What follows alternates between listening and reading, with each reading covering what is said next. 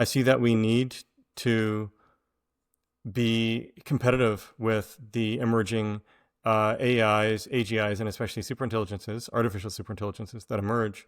Otherwise, they'll just run right past us, and maybe they'll be nice to us, maybe they won't. But there's no guarantee.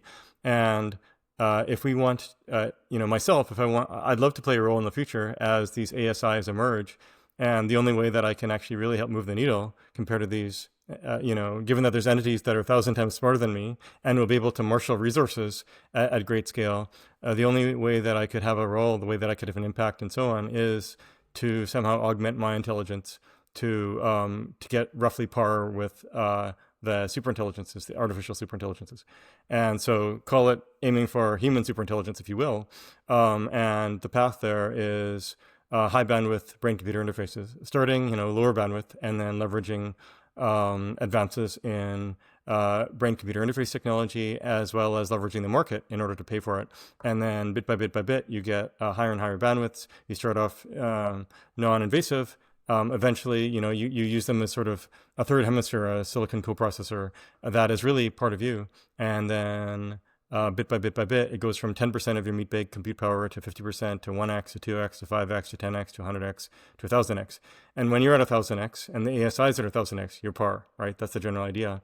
And at some point later on, maybe I'm 9 years old, I'm on my deathbed, my meat bag body is dying, but already 99.9% of my computer power and my consciousness, it will have emerged as consciousness, this part of me, the digital side.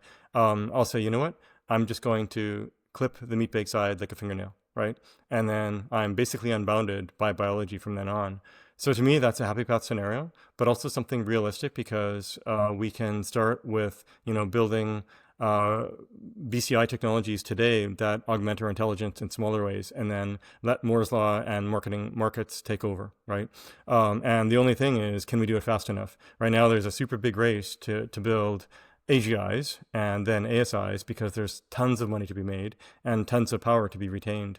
And right now, BCI and sort of humans are losing the race. So we've really got to catalyze this if we have any fighting chance.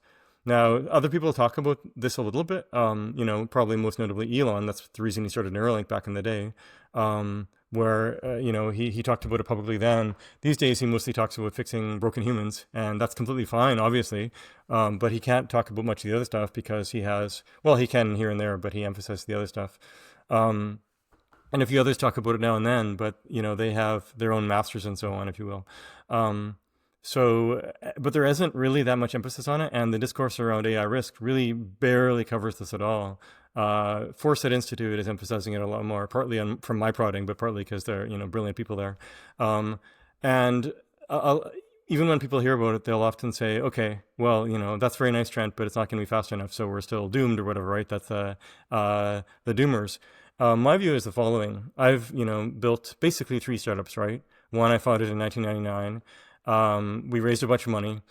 We went through dark times where we almost went broke. But we, as founders, we said, you know what, we're going to do whatever it takes to stay alive. We stopped paying ourselves, and most of our employees actually went on IOUs for several months. Our VCs and our board couldn't believe that we pulled it off, and somehow we got a bridge loan. And then with 6 months later, we got ourselves acquired, right? And at the heart of it was rage against the dying of the light as a company in that case, right? Like, it's not going to die, damn it, right? We're going to make this happen, damn it, even if it's down to me. And the second company, we were smarter about cash flow, so that wasn't quite as bad. The third company didn't happen again, actually, much to my chagrin, where once again, we got down to, it was pretty dark times for a while in the early days of Ocean Protocol, where, we weren't sure about the money, we weren't sure about, a lot of people were losing faith. And so once again, I said, you know what, if it's just down to me and no one else left, I don't care, I'm going to build this damn thing, I'm just going to do it. And what happens if you do that, other people start following you and saying, hey, I want to be part of this journey. And so so that's examples from a founder mindset. It's similar mindset if you're, Olympic level athlete, etc. And I see that we can have a similar mindset as humanity, right? We could give up, start assigning probabilities, whatever % chance of doom. That's like saying, okay, I think my startup is a 20% chance of doom. And I don't say stuff like that. Instead, I say, damn it, I'm going to do my damn best to try to make this thing work. And Yes. I don't want to think about probabilities. Maybe it's a long shot. I don't care. I'm just going to go for it, right? Launching reusable rockets and going for Mars by 2030, all that sounded crazy too, right? So this is how I view it. So I really dislike trying to be, arguing over 20% or 50% or whatever chance of doom. To me, it's like humanity needs to rage, rage, rage against the dying of the light. And it's very much the startup mentality, very much the Olympic athlete mentality. And whoever wants to can go for it. But now we actually have a path, and that path is accelerating BCI, right? It gives us a fighting chance to basically for our brains to touch silicon. And then once we're touching silicon, we're in competition with the artificial superintelligence, which is also in silicon. And that's where a bright potential future could be. I want to, for sure these ASIs are going to be building Dyson spheres and all that and exploring the galaxies. But I want to as well, right? I think it'd be a great adventure. I think it'd be great fun. I want to be out there, some post-human version of myself that's 1,000x or 10,000x or a million x smarter than me, building Dyson spheres. Maybe some, who knows how my intelligence is shaped. And you might say, well, is that even you, Trent? And to me, it's like, well, the 2-year-old Trent is very different than the current year-old Trent. And it was a gradual thing, right? A bit like Ship of Theseus, but you're actually always growing, growing, growing, right? Instead of one plank at a time, different ship.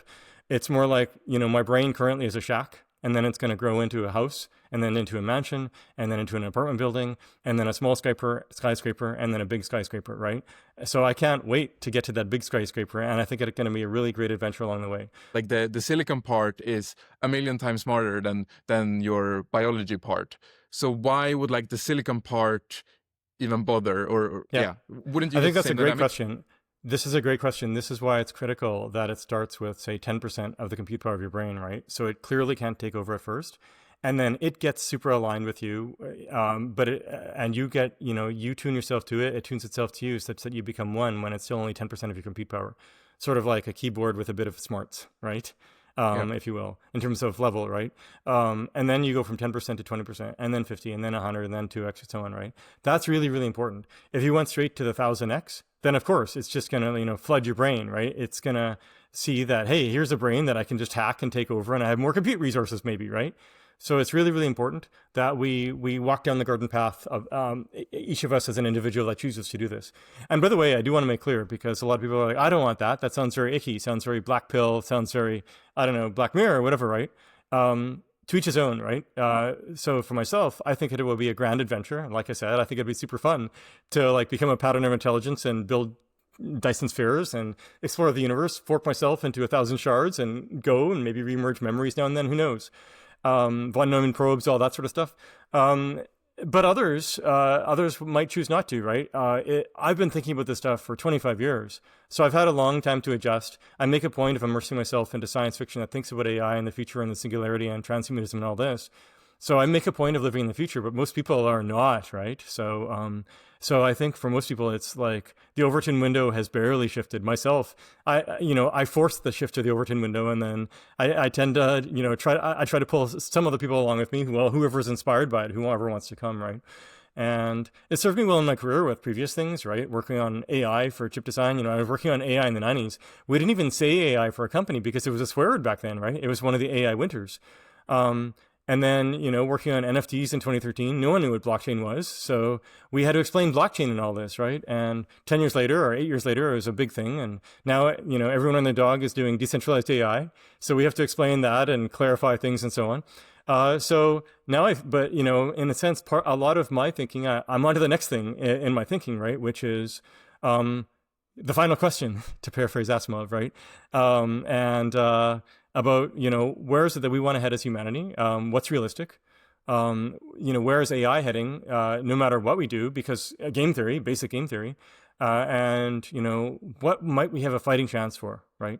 So that's why, but it's going to be tough to shift the Overton window. That's also why it's really important.